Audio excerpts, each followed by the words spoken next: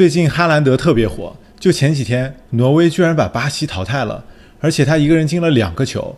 你看这个球特别有意思，他就在那散步，不紧不慢，你几乎注意不到他，然后球一来一下子插上到位，头球破门。他居然在这届世界杯的进球数跟姆巴佩和梅西差不多，而且带领挪威队第一次杀进了世界杯的8强。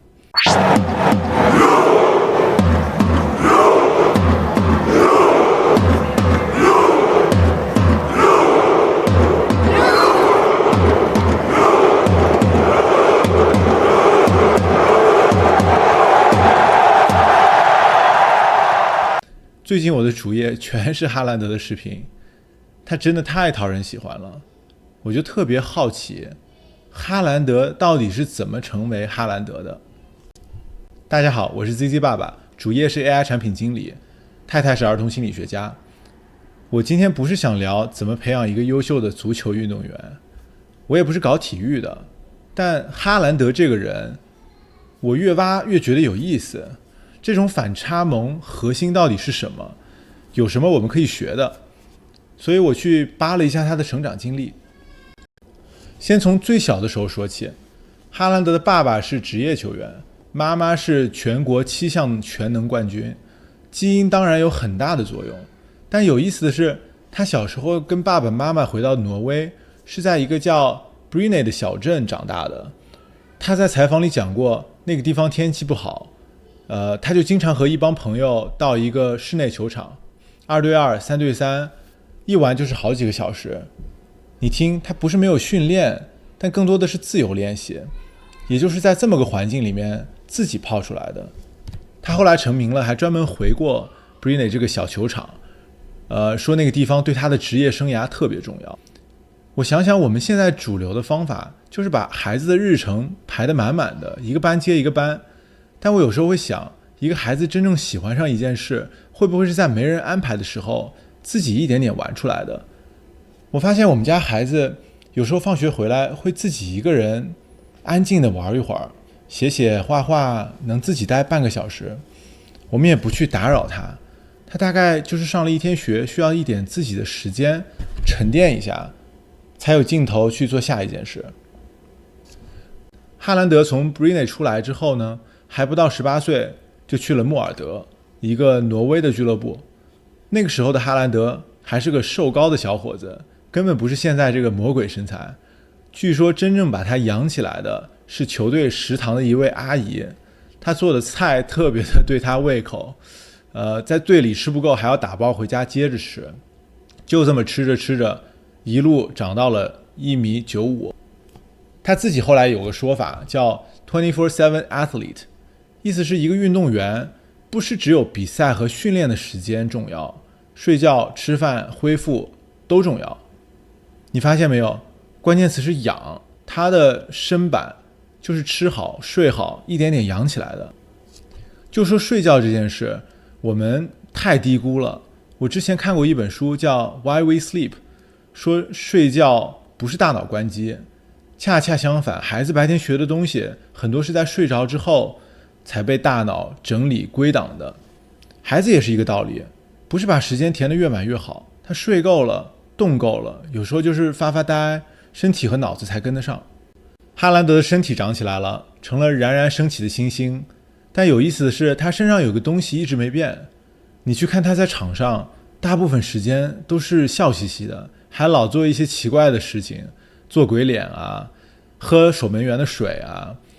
这在这么严肃的顶级比赛里面其实挺少见的。你看很多球员进了球的庆祝都还是紧绷着的，有种如释重负的使命感。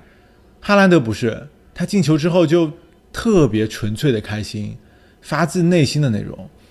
他好像没有一直憋着一口气在踢，他是在很开心的做这件事。而且他进球之后还有一个标志性的庆祝动作，就是盘腿坐下来，闭上眼，像是在冥想。这还真不只是一个噱头，他本人真的会经常冥想。你想想那个画面，1.95米的大高个，刚进完球，全场沸腾，他一屁股坐下来，盘上腿，闭上眼静一静，这也太反差了。这种享受游戏的童真，其实我们小时候都有，长大就一点点弄丢了。我特别想帮孩子留住他，不管做什么都能带着一点松弛去享受，而不是永远紧绷着。说到这个，我想起我们家孩子练巴西柔术看到的一个孩子，下课前一般有一个对抗的环节，大部分孩子呢都咬着牙，一上来就用尽全力，不管对面是谁。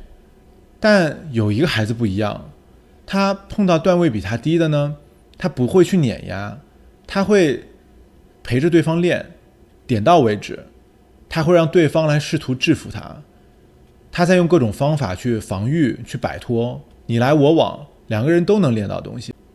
可有一次，我见他对上了一个段位比他高，个头也比他大的对手，对手特别猛，全程都在进攻，我就看到他中途突然一下像是切换了一个状态，一下爆发出来，稳稳的顶住，一步都不让，最后还赢了。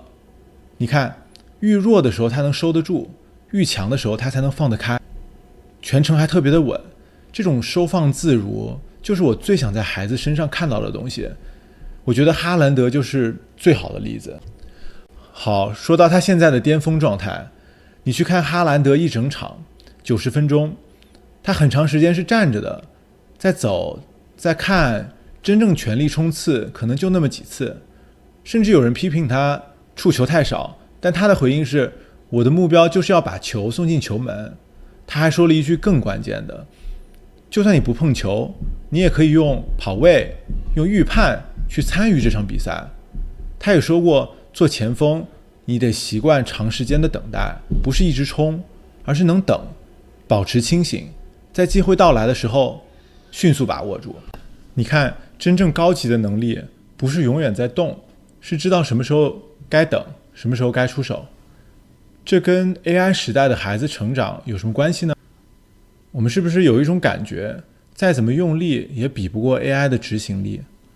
这就是 AI 最擅长的，而什么是只有人能做的事呢？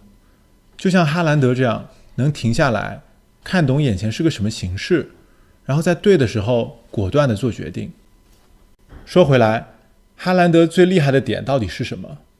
跑得快的、技巧好的球员太多了，而他的厉害之处是他知道什么时候不用跑。